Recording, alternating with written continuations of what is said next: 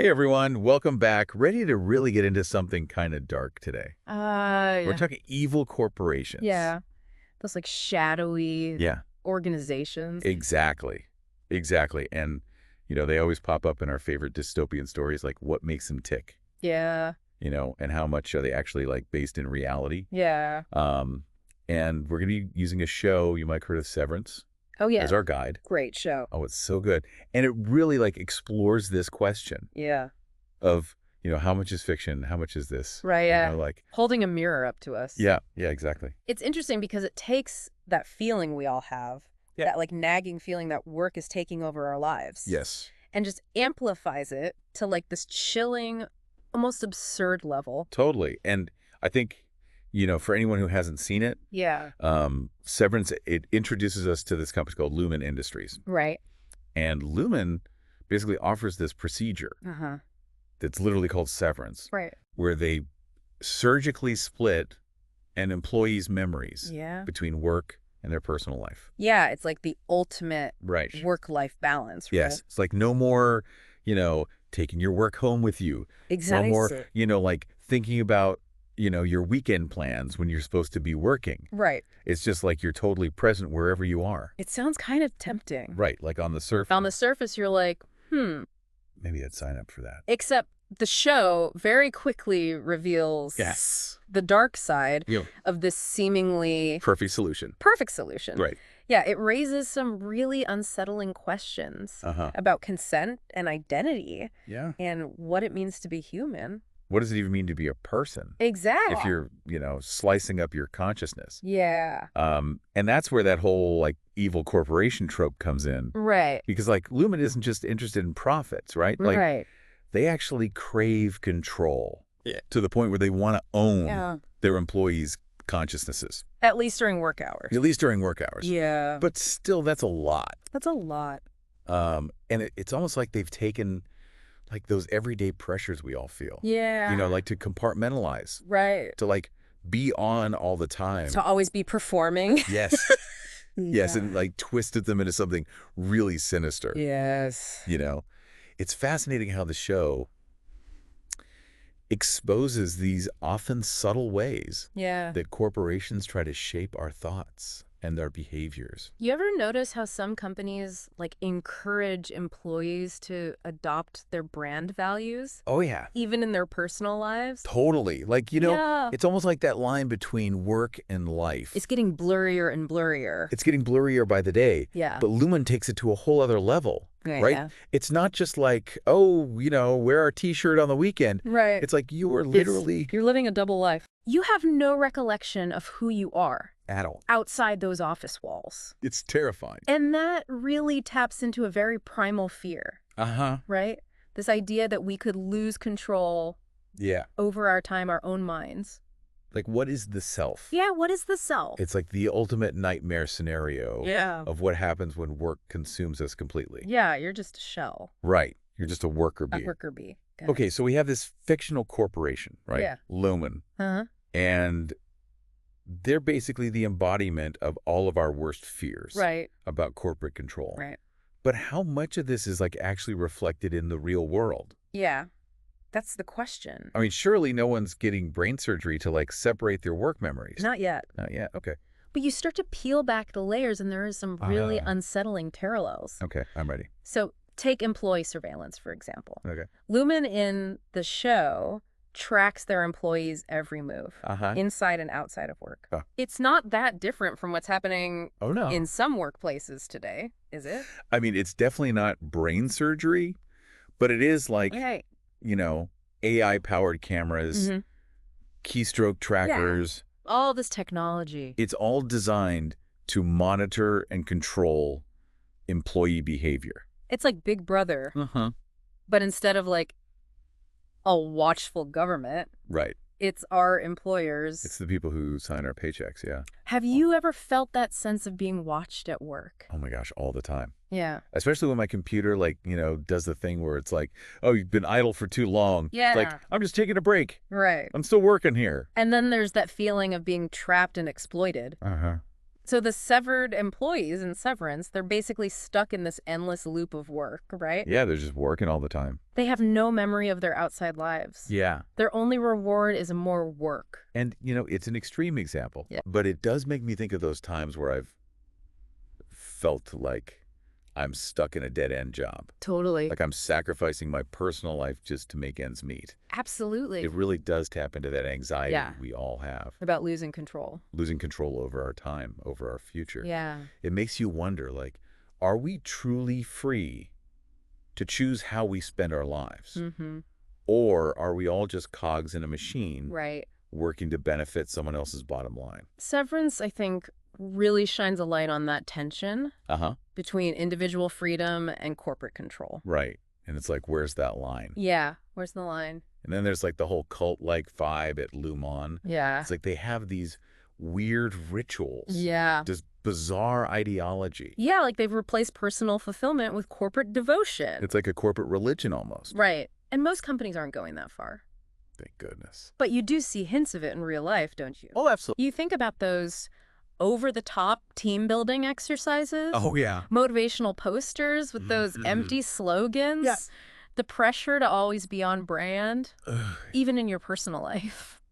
It's so creepy when you put it that way. It's like a subtle form of indoctrination. It's like they're trying to control Yeah. not just our time, Right. not just our output, Mm-hmm. but our very identities. It makes you think about where we draw the line Yes. between a healthy work environment Yeah. and something more insidious. And I feel like Severance is really doing that. It is, yeah. Like it's holding up a mirror and saying like, hey, Yeah. this could be our future This is what's at stake. if we're not careful. Yeah. And especially in a world where Right. work-life balance feels increasingly impossible. Yeah, where work is seeping into every aspect of our lives. It's like that message just hits so hard. It for does. me. It's a wake-up call. Yeah. And I think that's one of the things that makes Severance so captivating. It forces us to confront these uncomfortable truths Yes. about power Yeah. and the role of work in our lives. About the power dynamics at play in our own lives. Exactly. Right here, right now. Yeah. And I think that's exactly why these stories resonate with us. They tap into our anxieties about the role of work in our lives. That, like you said, it's almost like watching a horror movie. Exactly. You get that adrenaline rush. You get that sense of unease. that discomfort. But you're safe because it's fictional. Right. You get to experience those fears, Yeah, but in a controlled environment. exactly. But I think Severance goes beyond just providing thrills. Okay. It's a cautionary tale in a way, Okay. reminding us of what's at stake Yeah. when we let work define our entire existence. Yeah, and I think it really makes you question, It does. like, how much are we willing to sacrifice Yeah, for a paycheck? absolutely. And I think this is especially relevant today. Yeah. We're constantly connected, always on. Always on, expected to be available. Oh Have you ever felt that pressure? my gosh, yes. Like, you can never truly disconnect. Yeah, like I should always be checking my email, Right. even when I'm on vacation. Yeah, it's like we're expected to be available 24/7. Ugh, it's exhausting. It is exhausting. It's unsustainable. Yeah. And I think Severance really offers this powerful critique. Okay. It forces us to ask ourselves, where do we draw the line? Hmm. How much of ourselves are we willing to give Right. to our jobs? So what's the solution? Right. It's easy to feel overwhelmed, Totally. even helpless when you see how deeply entrenched these corporate systems are. Yeah. Like, are we all just destined to become corporate drones? I don't think it has to be that bleak. Okay. There's always hope. Okay. There's always room for resistance. I like that. And I think the first step is awareness, Okay. recognizing those subtle ways that corporate culture can creep into our lives. Those moments when we feel pressured to prioritize work above everything else, Uh-huh. once we're aware of it, Yeah. we can start to push back. So like setting boundaries, Exactly. making sure we're not glued to our phones 24/7, protecting our personal time and space. It's about reclaiming our time, Yes. our energy, our attention. Yes. It's about remembering that we're more than our jobs. It's like taking back control of our own narrative. Yes. It's like writing our own story Right. instead of letting our employers write it for us. And it's not just about individual action either. Okay. Systemic change is crucial. Yeah.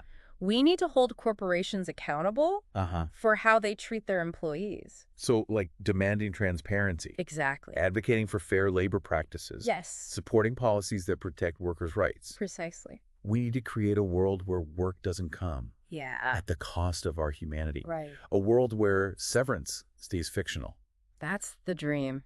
A world where we can bring our whole selves to work Yeah. without having to sacrifice our well-being. Or our sanity. That's the dream, isn't it? That's the dream. And I think it's a dream worth fighting for. I agree with you there. So, if severance is this fictionalized extreme, Mm.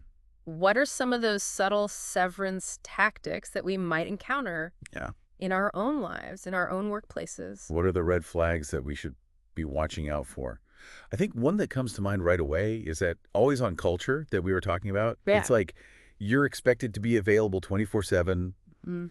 constantly checking emails, responding to messages, even when you're not at work. Right. It's like you're tethered to your devices. It is. And have you ever felt that pressure? Like Yeah. you can never truly disconnect. Oh, absolutely. It's so pervasive, and it can be really insidious. Uh-huh. Technology has really blurred the lines between work life and personal life. Yeah. And it's so easy to fall into that trap of thinking like, oh, I need to be available all the time. Right. Or like I'll get ahead if I, respond to this email at, 9 o'clock at night. But that kind of hyper connectivity, Yeah.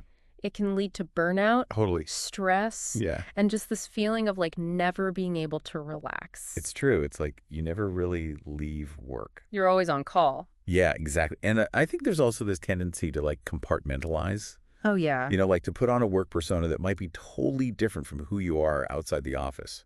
Right. It's like we sever a part of ourselves, It really is. even without the surgery. Yeah, you're performing this role. Yeah. That's not really you. I think that's such a good point. Yeah. It's like we create these separate selves, right? The Uh-huh. work self, the personal self, Right. and we try to keep them completely separate. You keep them in their little boxes. But that can be so draining. It can be exhausting. It takes energy to maintain that facade, Yeah. to suppress your true thoughts and feelings in the name of professionalism. Totally. And, I've definitely felt that pressure to conform, Right. to fit into a certain mold at work, Yeah. even if it doesn't feel authentic to who I really am.